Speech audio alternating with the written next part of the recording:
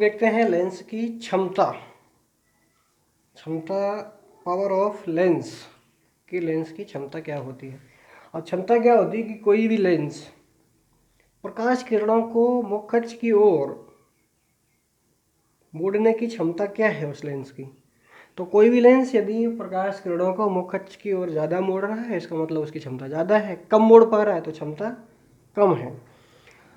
अवतल लेंस की बात करेंगे तो अब लेंस में क्या होगा, मुख्य अक्ष से दूर की ओर प्रतीत तो मुख्य अक्ष की ओर होगा, तो वो दूर की ओर कितना मोड़ रहा है उस हिसाब से उसकी क्षमता चलेगी। तो अब आपने देखा है कि जिसकी फोकस दूरी कम होगी, पास में होगी, पास में कब होगी कि मुख्य अक्ष के समांतर आने वाली प्रकाश किरणें बिल्कुल पास में ही काट जाए। बिल्कुल पास में काटने का मतलब कि ज़्यादा मुड़ना पड़ेगा किरणों को। तो फोकस दूरी कम तो पावर ज़्यादा मुड़ना पड़ रहा है। तो इसका अर्थ यह हुआ कि लेंस की जो क्षमता है वो फोकस दूरी की उल्टी है। क्योंकि अगर फोकस दूर है तो दूर तक मोड़ेगा, तो कम मोड़ देगा तब भी दूर जा करके काट जाएंगी वो किरणें। तो क्षमता ज़्यादा है तो कम मोड़ना पड़ रहा है। मतलब जो है फोकस दूरी ज़्यादा है तो कम मोड़ना पड़ रहा है, इसका मतलब क्षमता कम हुई। तो इसका अर्थ ये हुआ कि लेंस की क्षमता जो है हमारी वो लेंस की फोकस दूरी की व्युत्क्रम होती है, प्रतिलोम होती है।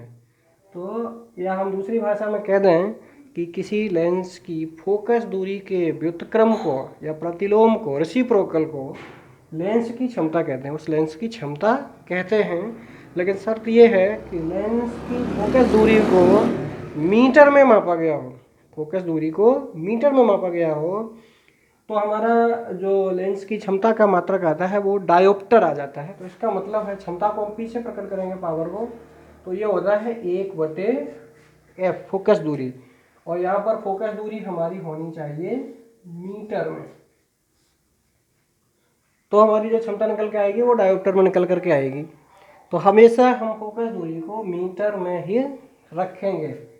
यदि मान लो कि फोकस दूरी हमारी सेंटीमीटर में है तो क्या करेंगे, तो 1 मीटर में आपको पता है कि 100 सेंटीमीटर होते हैं।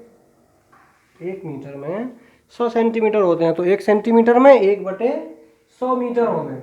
1 सेंटीमीटर बराबर 1/100 मीटर, या उल्टा कहें तो 1 मीटर बराबर 100 सेंटीमीटर। 100 का भाग 100 का यहाँ करके गुणा हो जाएगा।